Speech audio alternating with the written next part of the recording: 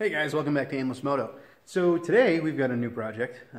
This is something I've just bought. It is a 1995 Suzuki KingQuad.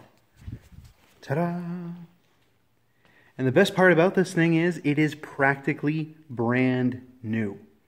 And I know it doesn't look like much right now. I am in the process of dismantling the back end here because there's a giant crack in the back plastic, which is probably the worst thing about this entire thing. This big crack. So we're going to fix this. The other thing is there is a hole in the bottom of the exhaust, which the previous owner had looks like a soup can around it, which, I mean, did its thing, but it's not going to fix this problem. This is just going to keep getting worse and worse and worse underneath that soup can, and eventually it's going to rattle. So I figure might as well take it off and see if we can address it now. But let's just bask in the glory of what is the Suzuki KingQuad.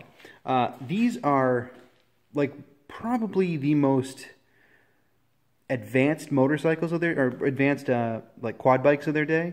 As you can see, the transmission and the rear differential are one unit inside the engine. So a lot of guys, and what I initially planned to do here was cut the frame right about here and then back half it and front half it and put, you know, like a go-kart in the middle and make like a two-seater go-kart. But this was just too nice to pass up, and this is way too nice to chop up. Of course, it's covered in mud, but if you just wipe some of that mud away, I mean, we're still glossy metal.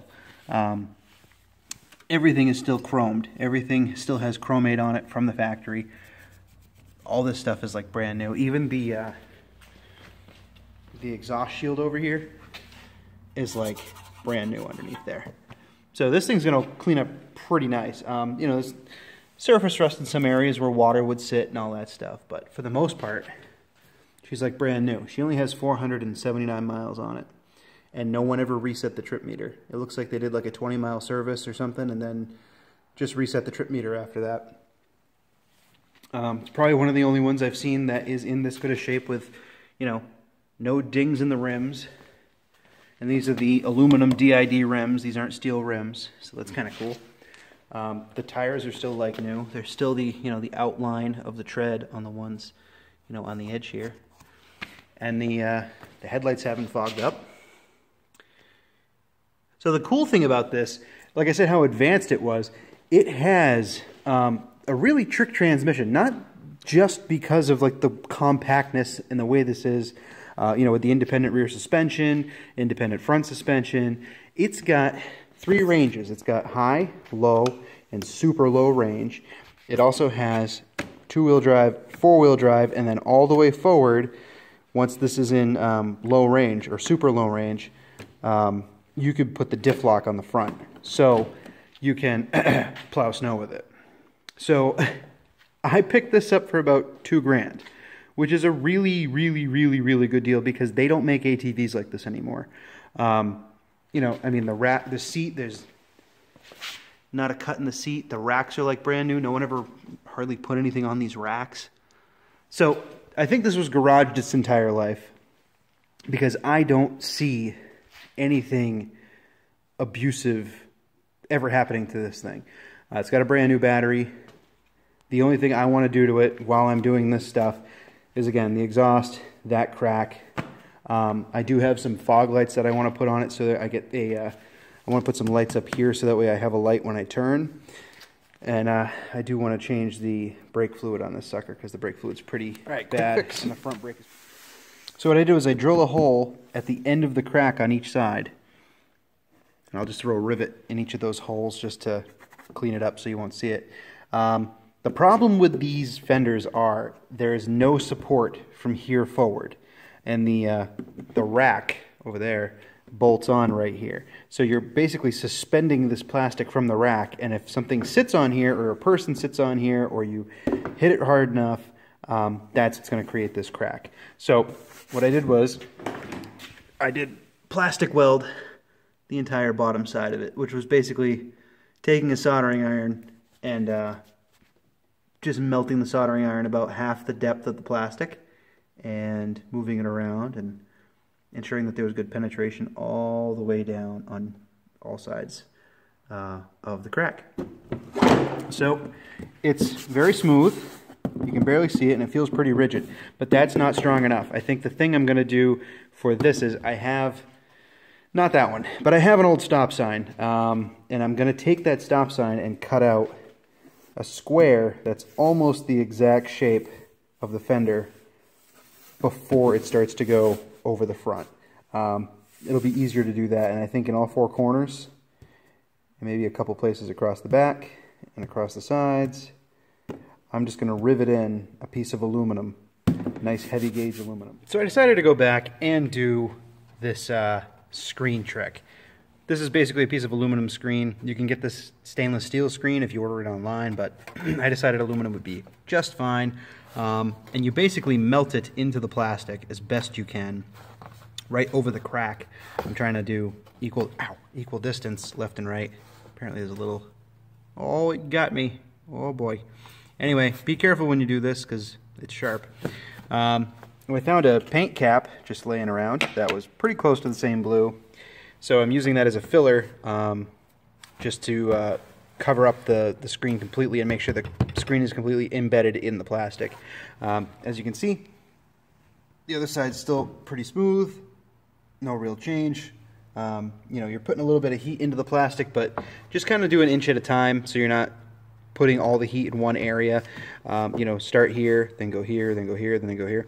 So I'm kind of working myself around. I'm going to get this last piece of screen put in, and then today I was able to pick up a junk stop sign. Actually, my father dropped it off for me, but I've got a junk stop sign right here that already has a decent warp in it. So that's good because I need that decent warp to kind of fit the contour of what I'm doing here. So we're going to make a template off of this with some cardboard, and then we're going to go back and trace it off of that stop sign, chop it out of that stop sign, and put in it. All right, so we got our template out here, all cut out, rounded off on the ends.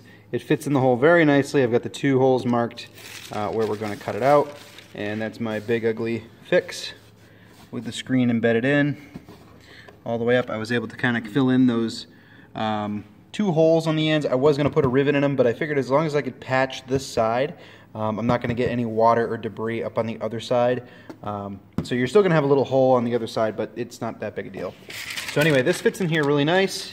It's pretty much exactly how I want it to fit, like so.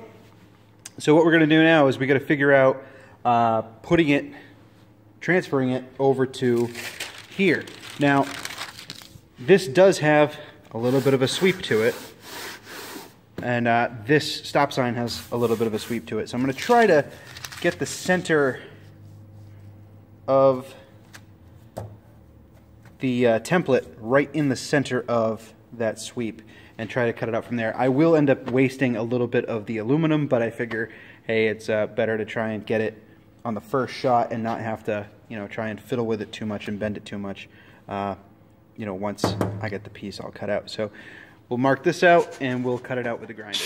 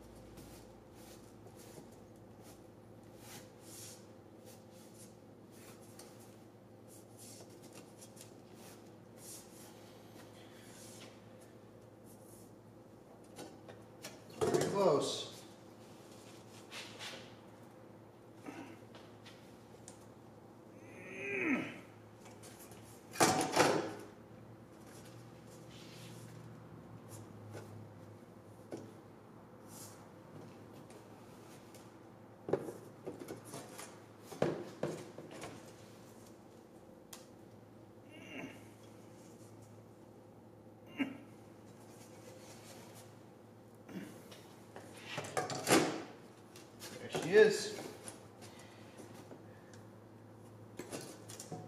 That fits.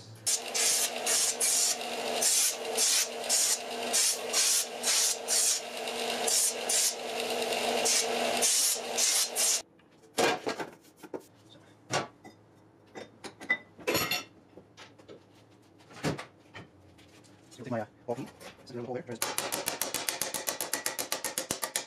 Not ready, but I can see how it is.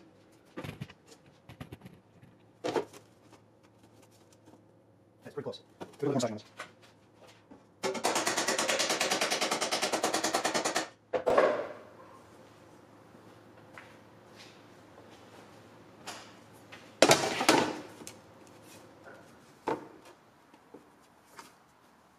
Holy crap, it's almost like I know what I'm doing. Dear Lord. All right.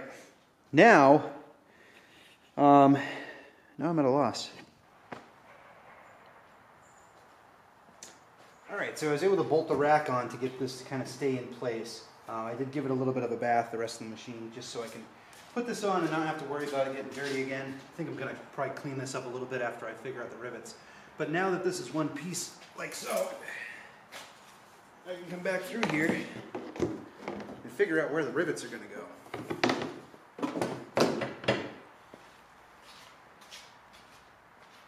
So I'm thinking I'm going to do the four corners because, you know, this is holding itself in. So, you know, the four corners and maybe one here and one here just to kind of keep it centered. Maybe one here, 1, 2, 3, 4, 5, 6, 7, 8, maybe 8 rivets. Let's try that.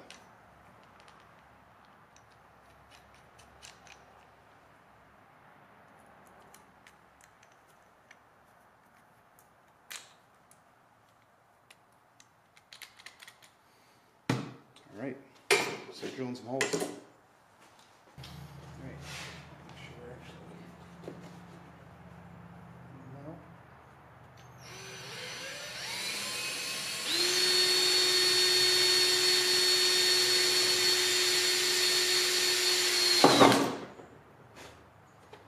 That is terrifying doing that directly over the tire. I have never been more frustrated in my life. I spent the past 2 hours trying to TIG weld like 25, 24 gauge stainless steel. And if the stainless steel sheet was like by itself, I could totally do it. And if it was just a sheet to a sheet, I could do it. But trying to weld inside that exhaust pipe and weld circles and weld like around corners and different thicknesses of steel, I was blowing through everything. And I was down to 35 amps with like 10 CFH. So I had the machine turned all the way down as far as I felt comfortable. Because any further down than that, and it wouldn't melt. I wouldn't get a puddle. The arc wouldn't even light. So I just bought a new exhaust, $160. It'll be here on Thursday. So I'm not going to repair the exhaust pipe. Nope. All right. So excuse the partition in my shop. My son's having a birthday party, and we're having it in the garage. Anyway, I got the new KingQuad exhaust on. It looks amazing. I was able to put the stock guard back on. It does mount to a different hole. It used to mount in that hole there. Now it mounts in that hole. So no big deal. They're the same thread. It's already tapped. When I was over here, I noticed that the recoil, the nuts that were holding the recoil on were spaced. They had a nut in the bolt acting as a spacer. And all of them were like that. So I luckily had some left over that are in good shape and that are stainless steel. So I'm going to swap them out for those. Unfortunately, some of these were missing bolts. So I have a tap here. That's a 6x1 thread pitch.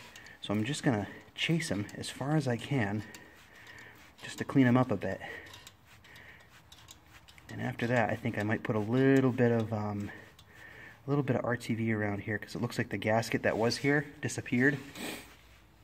And there's a drain in here, so you really don't want it to seal. You don't want water to get in there, but at the same time, if any moisture or condensation happens in here, you want it to drain out. So let me just tap these out. We'll throw some new M6 bolts in, and we'll clean this up with a little bit of RTV. Alrighty guys, thank you so much for watching. We will catch you on the next one. Don't forget to like, comment, and subscribe, and we will see you next time.